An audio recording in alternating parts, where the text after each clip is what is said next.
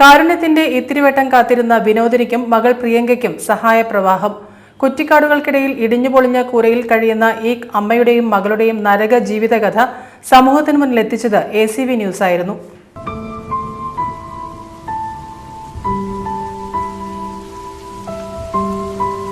ഒരു മാസം മുൻപ് കൊയിലാണ്ടി ചെറിയമങ്ങാട് കടപ്പുറത്ത് ചുള്ളിക്കാടുകൾക്കുള്ളിൽ ഒടിഞ്ഞു തൂങ്ങിയ ചുവരുകൾക്ക് പ്ലാസ്റ്റിക് ഷീറ്റ് പുതച്ച കൂരയ്ക്കുള്ളിൽ കഴിയുന്ന അമ്മയുടെയും മകളുടെയും അവസ്ഥ പുറം ലോകത്ത് എത്തിച്ചത് ACV ന്യൂസ് ആയിരുന്നു.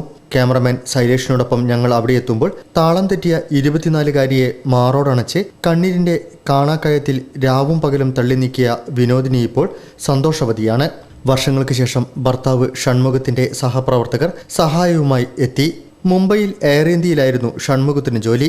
20 വർഷങ്ങളോളം ഒരുമിച്ച് ജോലി ചെയ്ത തങ്ങളുടെ സഹപ്രവർത്തകന്റെ കുടുംബത്തിന്റെ ദുരവസ്ഥയറിഞ്ഞാണ് മുംബൈയിൽ നിന്നും air India retired employees union general secretary PD സോമനും അസിസ്റ്റന്റ് ജനറൽ സെക്രട്ടറി AT രാജയും എത്തിയത്. TP ഷൺമുഖം എൻ്റെ കൂടെ Bombay store department air India അത് ജോലി ചെയ്തതാണ്. ഞങ്ങൾ ഏതാനും 20 വർഷത്തിൽ കൂടുതൽ ഒരേ സെക്ഷനിൽ തന്നെ ജോലി ചെയ്തിരുന്നു. റിട്ടയർ ആയതിനു ശേഷം അവിടുന്ന് ബോംബെ വിട്ട് ഇവിടെ വന്ന് താമസിച്ചു. അതിനുശേഷം അങ്ങനെക്കുറിച്ചൊരു വിവരമൊന്നുമില്ല.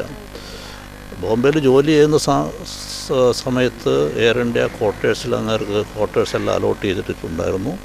നന്നായിട്ട് ജോലി ചെയ്യായിരുന്നു. ഒരു നല്ല സ്വഭാവമുള്ള ഒരു വ്യക്തിയായിരുന്നു. യാതൊരു ദുസ്വഭാവം. പൈതൃകം മാറ്റിവെച്ച കൂരയ്ക്കുള്ളിൽ കഴിയുമ്പോൾ ഇടയ്ക്കെപ്പോഴോ വന്നു മാഞ്ഞുപോയ ദാമ്പത്യത്തിന്റെ ഉൾമുറിവുകൾ പ്രിയങ്കയുടെ മനസ്സിൽ കാറ്റും കോളും നിറച്ചു. അതോടെ ഉള്ളം കലങ്ങി. തോരാതെ പെയ്യുന്ന കണ്ണീരിനും മഴയ്ക്കുമൊപ്പം കഴിഞ്ഞ ഇവർക്ക് നാട്ടുകാരുടെ ഇടപെടലോടെ പുതിയ വീട് നിർമ്മാണവും ആരംഭിച്ചു. ഇപ്പോൾ അടിത്തറയുടെ ജോലി പൂർത്തിയായി. ഷൺമുഖത്തിന്റെ സഹപ്രവർത്തകർ സ്വരൂപിച്ച തുക വിനോദിനിക്ക് കൈമാറി. ഇന്ത്യയുടെ വിവിധ ഭാഗങ്ങളിൽ നിന്നും ഇപ്പോഴും സഹായങ്ങൾ എത്തുന്നുണ്ട്.